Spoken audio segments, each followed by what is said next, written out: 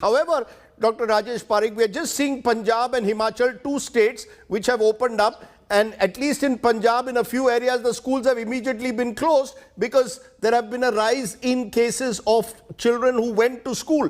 Do you believe that the jury is still out, therefore, Dr. Parekh, on the contentious issue of opening up our schools? No, Rajdeep. Not only do I not believe the jury is out, I think the evidence is unequivocally clear that it would be premature at this point to open the schools. First of all, your excellent bureau report amplified that. The cases, 27 cases in Punjab, were actually in 1 week, and we've seen what's happened in the country. Let us quickly see historically in this pandemic what has happened across the world. Last summer, Israel opened its schools. Within 1 week, they had to close the schools because 100% of cases in Israel were traced to the schools. In the United States, since these are federal matters, several states have opened and closed repeatedly, all due to one reason, and that is the spread of the coronavirus. South Korea deferred its opening 5 times. But let's come to what's happening currently. Currently, in the United States, up to now, 4.3 million children have been infected. More important, at the present time, more children are being hospitalized in the United States with serious infection than at any point in this pandemic. In fact, in the month of August, our current month of 700,000 positive cases in the United States, 94,000, that's almost 15%, have been in children, all linked to school openings. And mind you, Rajdeep, this is in a country where 60% of children have received at least 1 dose, and over 50% of children have been fully vaccinated. But Dr. Parekh, just a minute. In the Indian context, in terms of age group, the fact is children between the age of 2 and 18 are affected to a much lesser degree than the proportion of population. There may never be an ideal time. You know, we can, as Dr. Laharia says, there may never be, in a sense, an ideal time. If there are a few cases, is that reason enough to say no schools to be opened? There is a caveat over there, Rajdeep, and this takes me back to the very first interview that we did, which was on the 8th of March last year, when there were only 84 cases in India, and people were arguing that we had nothing to worry because there were just 84 cases. And I highlighted the problems with testing. I highlighted the problems with false negatives in testing. And let's face it, our testing still leaves a lot to be desired. I think what we have to look at is, first, what could happen. I'll say that second, what could happen. First, let's look at what's happening in the world. Children are now getting into the demographic. Let me emphasize that NIH data shows that in the 5 to 11 age group, the cases that are positive are exceeding in the over 50 age group. Now, it's the same virus, more or less, and that's a possibility. And we are not even factoring 2 other important things. One is that the virus is mutating all the time, but on that, the jury may be out. But children are difficult to control. They have been kept home for 17 months. They're going to be let out. Children by nature hug, rub noses, play with each other. We've covered that in our first book on the coronavirus. And even if children are not seriously infected, as is the argument, they certainly are carriers of the infection. And in this country, only 8.5% of our population is fully infected. That's the adult population. In children, it's 0%.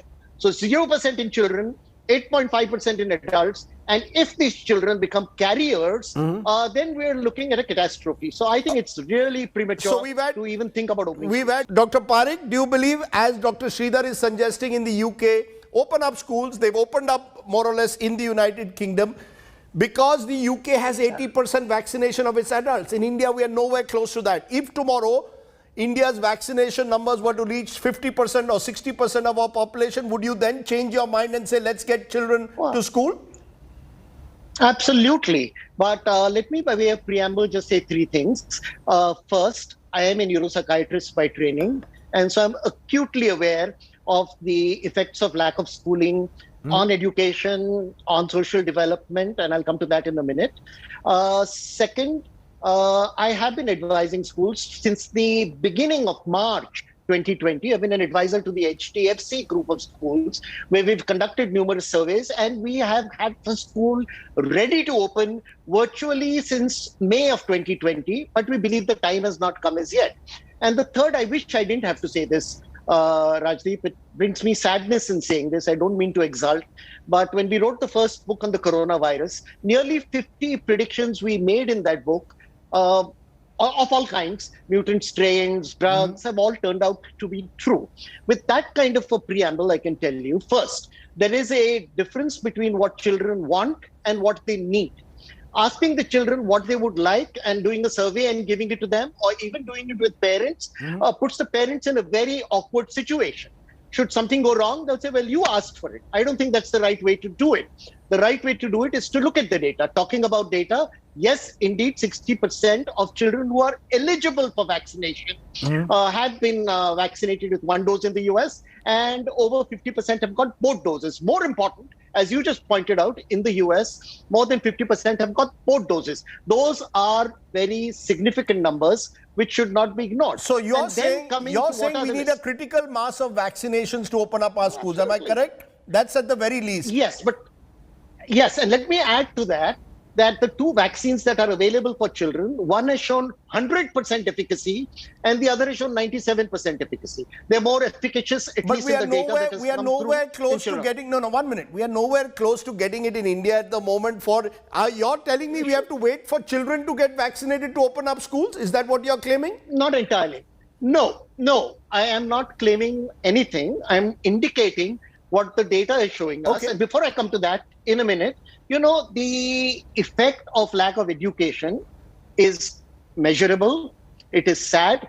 What is not measurable, in my opinion, is the price of a human life. What is not measurable is what is the value of a dead child. An uneducated child is sad. A dead child is beyond being tragic. Parik, very quickly, final word. Are you still going to say don't open schools? Yes, not yet. Of course, certainly we do need to open schools. But Rajdeep, I'd just like to add that it's rather naive to assume that children will go to school and keep distance and behave in a disciplined way when adults are not able to do it. We ourselves are not doing it in our cities. We've seen what happened after the first wave. So it's a rather preposterous assumption. It's something like in Shangri-La that you're going to have a school where children will come in certain numbers. But something else I want to say, and I hope that doesn't make you fall off your chair, Rajdeep, and that is online education is here to stay. Keep in mind, online education has been around for a year. Traditional education has been here for over 200 years. This is the way of the future. We're talking of the digital divide. Do we really naively believe that there is no other divide in this country in the quality of education between urban and rural areas, between rich and poor? And I believe that in the years to come, there will be a democratization of education access with online education. We need to change that.